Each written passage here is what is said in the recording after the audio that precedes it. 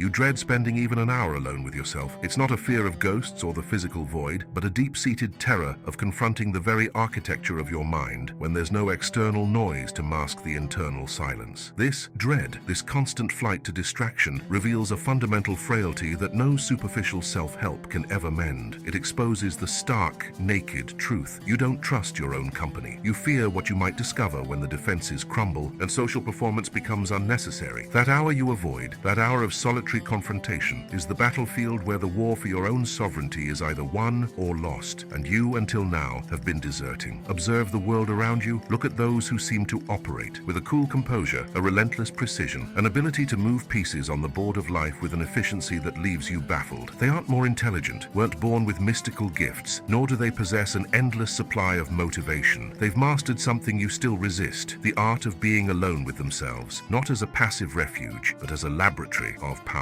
While you drown in the clamor of the world, seeking validation and diversion to evade the mirror, they're refining their own essence. They've understood that true strength doesn't reside in the approval of others or fleeting popularity, but in the unshakable fortitude of character built in silence. You've squandered thousands of hours, hours that could have been devoted to honing your skills, to planning your moves with the coldness of a strategist, to building the inner fortress that would render you immune to emotional fluctuations and the fickle opinions of the masses. Those hours are gone. No lament can bring them back. They are the cost of your cowardice disguised as busyness, your laziness masked as necessary rest, your escape from the discomfort essential for growth. But time, relentless, keeps marching on. The next hour looms on the horizon, and the question that haunts you, that confronts you in the mirror of your own consciousness, is brutally simple. Will you have the courage to claim it, to face the mirror, to wage the internal battle, or will you continue to be a coward, a slave to your own weaknesses, a mere extra in the play of your own life? The premise is simple and sharp as a blade. The hour you avoid the most is the hour you need the most. That solitary hour, stripped of distractions, is the crucible where mediocrity transmutes into mastery. It's the gateway to a realm of personal power that the vast majority will never access because it demands a type of courage they don't possess, the courage to face themselves. The thesis that will guide our journey is this: the mastery of your own mind, forged in the solitary hour of confrontation and relentless execution, is the only path to real and lasting power. Everything else is illusion, a sandcastle built on external validation and the evasion of discomfort. Those who dominate don't have more time than you. They simply use time differently. They've grasped a cruel paradox that most ignore. The more you avoid that hour of concentrated confrontation, the more hours you'll need to work, scatter yourself, wrestle with inefficiency to achieve mediocre results. The laziness of 1 hour begets the servitude of 23. Consider this: 60 minutes of absolute focus, of surgical execution on the task that matters most, can yield more progress than an entire day of being busy with 1,000 small distractions and fabricated urgencies. While you get lost in the digital labyrinth, scrolling through endless feeds, reacting to trivial notifications, consuming content that adds no real value, they're building internal and external empires, brick by brick, in the stronghold of their solitary hour. They don't wait for motivation. They don't bargain with their own mood. They don't consult the stars or the opinions of others before acting. They act. With the cold precision of a mercenary, they identify the leverage point, the crucial task you avoid, and apply relentless pressure. 1 hour, 60 minutes, 3,600 seconds. It's not time that's lacking. It's the will to confront the internal resistance that paralyzes you. It's the decision to stop negotiating with your own discipline and start executing, regardless of what your weaker nature screams. Each day you postpone that hour, you don't just stagnate, you regress. The world doesn't pause to wait for you to find your motivation or for conditions to become perfect. While you procrastinate, justifying your inaction with elaborate excuses, others advance upon the territory that could rightfully be yours, the territory of your own competence, your own self-reliance, your own power. Time is a river that flows relentlessly, carrying away opportunities that once lost never return. Your hesitation doesn't protect you, it only condemns you to mediocrity. That sacred hour, that hour of confrontation and construction, is an impenetrable sanctuary from the distractions of the outside world. In it, there's no room for social networks, instant messages, urgent emails that can wait. There's no consulting the mood of the day, no waiting for divine inspiration, no searching for ideal conditions that never arrive. There's only you and the task that your weaker nature most fears. Like a surgeon who doesn't hesitate before making an incision, you will cut away all internal negotiations, all excuses, all emotional escapes, and simply execute. At the same time, in the same place, with the same starting ritual day after day. This hour must become an impregnable mental fortress, where your emotions have no say, where your moods are irrelevant, where only cold, calculated execution matters. enters. Your mind, that self-preservation machine that loves comfort, will create emergencies in the first few minutes. A suddenly crucial message, an overwhelming thirst, a compelling need to check something important. Don't be fooled. These aren't coincidences. They are the guerrilla tactics of mediocrity, fighting to maintain conquered territory. Your mind will fabricate 1,000 false urgencies to pull you away from the confrontation. You will ignore them all. Your emotional nature will beg for exceptions, for a day off, for a special postponement. You will deny them all, like a general who doesn't consult the troops before ordering an attack. You will execute regardless of what you feel, what you prefer, what seems most comfortable at that moment. Comfort is the enemy of growth and power. On the first day, you will battle yourself with an intensity that will leave you exhausted. Every second will be a tug of war between your current self, enslaved by comfort and distraction, and your future self, master of yourself and your reality. On the 30th day, the resistance will begin to diminish. You will execute with less internal friction, with more fluidity. On the 100th day, this hour will no longer be a struggle. It will be your true identity, the person you become. In this hour of confrontation and execution will begin to permeate the other 23 hours of your day. Discipline, composure, the ability to act independently of feeling will spread to all areas of your life. You will discover, with a disturbing mix of regret and liberation, that the obstacle was never the lack of time, resources, or opportunities. The obstacle was your own lack of courage to face the discomfort necessary for growth. In 6 months, the change will be palpable. The people around you will begin to treat you differently without quite understanding why. Some will feel uneasy in your presence, as if your newfound solidity exposed the fragility of their own mediocrity. Others will seek your approval, sensing that you possess something they can't identify or replicate. Few, very few, will understand that this radical transformation was born from a simple daily hour that they didn't have the nerve to confront. You won't need to explain. You will let them imagine complex methods, impossible routines, mystical secrets. The truth, so simple and brutal, is that you just stopped running from yourself. While your peers spend an hour a day navigating endless feeds, consuming the opinions of others as if they were absolute truths, reacting to digital provocations that drain their energy and focus, you will be building real power, a silent, cumulative, unwavering power. They emerge from that hour of dispersion, more anxious, more reactive, more dependent on external stimuli to feel that they exist. You emerge from your hour of confrontation and execution more focused, more strategic, more in absolute control of your own mind and your actions. They feed anxiety and dependence. You cultivate competence and self-reliance. They consume, you create. The most dangerous delusion embraced by the masses is the notion that they need motivation to begin. You'll find that motivation is a luxury for the weak, a placebo that prevents them from admitting they prefer sterile comfort to painful growth. Discipline is the tool of those who master realities, those who shape the world according to their will, instead of being molded by it. Motivation is volatile, dependent on external circumstances, capricious moods, fleeting social validation. Discipline, on the other hand, relies solely on a cold, calculated decision, repeated daily at the same time, in the same place, with the same relentless intensity of someone who understands that real power doesn't negotiate with comfort. The transformation you seek doesn't lie in mountains of free time or grand, disruptive events. It resides in moments of concentrated intensity, where you strip away all masks, all excuses, all emotional shelters you've built to avoid looking into the mirror of reality. You know exactly what time that is. It's the one you avoid most, the one when you should be writing, studying, planning, executing the work that will propel you forward, but instead you're navigating the digital void, consuming vapid entertainment, fueling conversations that lead nowhere beyond the illusion of connection. Rain or shine, Monday or Sunday, happy or sad, driven or uninspired, problems or no problems. The hour happens, the execution happens, the transformation happens, the control happens. You don't need to overhaul your entire life at once. That's the second lie you've accepted without question. You need to dominate 1 hour a day with military precision, with strategic coolness, with surgical ruthlessness. That hour becomes your laboratory of silent dominion, where you train your composure, unwavering focus, the ability to execute regardless of how you feel. It's here that you forge the armor of your own sovereignty. The greatest irony and the cruelest is that you already know all of this. You knew it even before reading a single word. The difference between you and those who dominate isn't knowledge, isn't talent, isn't favorable external circumstances. It's that they stopped seeking sophisticated excuses not to begin. They stopped waiting for the perfect moment, the ideal mood, divine inspiration, external approval. They understood that the only permission needed to stop being mediocre is the one you grant yourself. The question that hangs in the air, that challenges you every second, isn't whether this hour of solitary confrontation will work. It does work. It always has for those who dared to face it. The question is whether you have the stomach to discover who you really are when you remove all the escapes, all the distractions, all the emotional crutches you use to avoid confronting your own mediocrity disguised as busyness. 1 hour a day. 60 minutes of you against yourself. No audience, no applause, no immediate external recognition. Just the cold, quiet satisfaction of knowing that while the world procrastinates, you execute. While others dream, you build. While the masses await permission to act, you master realities. This is the thesis. The path lies before you. The choice is yours. And time, unrelenting, continues to tick away. The choice has been presented. The path delineated with the brutality of truth. But the resistance you feel, that inertia that pulls you back into the comfort of mediocrity, isn't just laziness. It's the manifestation of a deeper problem, concealed within the layers of your own psyche, an internal adversary that operates in the shadows and weakens you in ways you don't even fully comprehend. This is the hidden issue that prevents you from claiming your hour, from forging your sovereignty, from building the power that lies dormant within you. The issue isn't lack of time, nor lack of resources, nor even lack of knowledge. The problem is your lack of self-mastery. You are a territory without a firm ruler, a city without solid walls, vulnerable to any external invasion or internal revolt. And that vulnerability stems from your refusal to know your own terrain. The hour you avoid is the hour in which you would be forced to look at the map of your own soul, to identify weaknesses, to fortify defenses. By fleeing from it, you remain ignorant of your own constitution, a blind leader in command of an undisciplined army. This ignorance about oneself manifests as a chronic dependence on external validation. You seek the confirmation of your worth in the gaze of others, the barometer of your existence on social media, the compass for your decisions in the opinions of others. Why? Because you haven't built an internal center of gravity. Your identity is a floating reflection of external expectations and judgments. And an individual whose identity is defined by the outside world is easily manipulated, easily led astray, easily controlled. Those who dominate have understood that the first step to controlling others is to be uncontrollable by them. And uncontrollability begins with self-mastery, forged in the silence and solitude of the hour you avoid. You dread that hour because it forces you to confront your deepest insecurities. It compels you to see the gaps between who you claim to be and who you truly are when no one is watching. It exposes your lack of discipline, your tendency to give in to the slightest discomfort, your inability to sustain focus on a challenging task. It's easier to hide in busyness, in distraction, in the noise of the world, than to face the uncomfortable truth about your own fragility. This escape is the hidden problem. It's the denial of your own internal reality that keeps you trapped in a cycle of mediocrity and frustration. Think of your mind as a kingdom. If you, the ruler, refuse to spend time in the central castle, to inspect the defenses, to get to know the inhabitants, your thoughts, emotions, impulses, that kingdom becomes anarchic. Emotions become independent feudal lords. Impulses turn into bandits who plunder discipline and reason. The wise counselor is silenced by the clamor of chaos. The solitary hour is your time in the central castle. It's where you impose order, where reason reassumes the throne, where you identify and neutralize internal threats before they manifest as self-sabotage and inaction in the external world. Your frailty doesn't reside in your external circumstances. It lies in your inability to govern your own internal territory. You're a general who fears inspecting his own troops, a king who refuses to enter the throne room. And while you flee, the internal enemy, procrastination, doubt, fear of discomfort, gains strength, builds fortifications, and keeps you prisoner within the borders of your own mind. The hour you avoid is the hour in which you could be mapping those fortifications, identifying the routes of attack, planning the offensive to regain control. This constant flight from internal confrontation prevents you from developing the resilience needed to navigate the real world. When you can't handle the discomfort of being alone with yourself for 60 minutes, how do you expect to handle the pressure of a difficult negotiation, the criticism of a superior, the failure of a project? Your automatic reaction is to seek external relief, distraction, validation, escape. This makes you predictable, manipulable. Those who observe you know that under pressure, you'll cave. They know that you don't have the internal fortitude to sustain an unpopular position, to endure the solitude of a difficult decision, to remain calm in the eye of the storm. The underlying issue is that you've constructed your life around avoiding discomfort. You've optimized your routine to minimize friction, to maximize instant gratification, to remain on the surface of things where the depth of your own being doesn't need to be confronted. But growth, mastery, real power reside precisely in the territory you avoid, the territory of discomfort, of concentrated effort, of focused solitude. The hour you avoid is the hour in which you would be forced to operate in that territory, to build mental muscle, to develop the capacity to withstand pressure without faltering. You convince yourself that you need ideal conditions to begin. You need to be motivated, you need to feel like it, you need the environment to be perfect. This is another manifestation of the hidden problem, your reliance on volatile internal states and